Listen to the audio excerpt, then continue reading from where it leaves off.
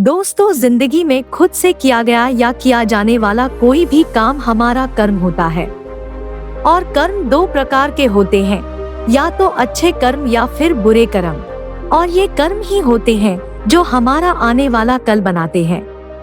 इंसान का भविष्य इंसान के किए जाने वाले कर्मों पर निर्धारित होता है। यदि कर्म अच्छे होंगे तो उसका फल भी अच्छा होगा, और यदि कर्म बुरे होंगे तो उसका फल भी बुरा ही होगा।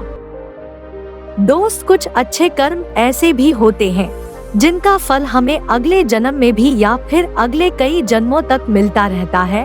और ये है बात आपने कई लोगों के मुंह से सुनी होगी कि पिछले जन्म में जरूर मैंने बहुत अच्छे कर्म किए होंगे जिसका फल मुझे इस जन्म में भी मिल रहा है।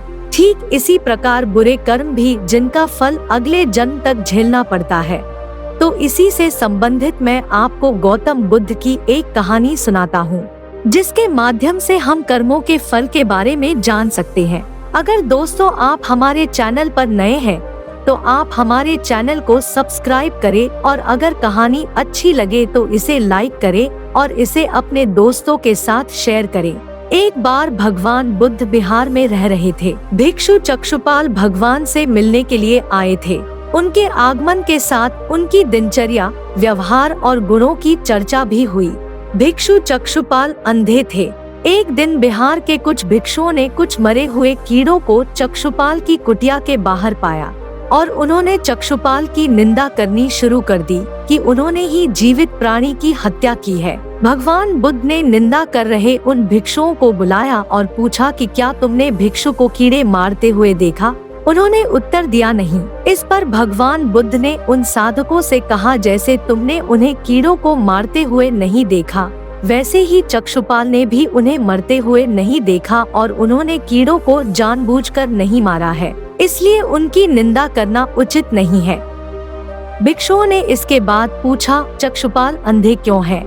उन्होंने इस जन्म में तथा पिछले जन्म में क्या पाप किए हैं? इस पर भगवान बुद्ध ने चक्षुपाल के बारे में कहा कि वे पूर्व जन्म में एक चिकित्सक थे। एक आंधी स्त्री ने उनसे वादा किया था, यदि वे उसकी आंखें ठीक कर देंगे तो वह और उसका पूरा परिवार उनके दास जाएंगे। स्त्री की आंखें ठीक हो गई और उसने दासी बनने के डर से यह मानने से इनकार कर दिया।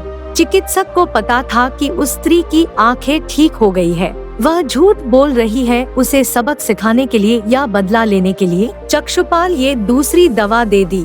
उस दवा से महिला फिर से आंधी हो गई।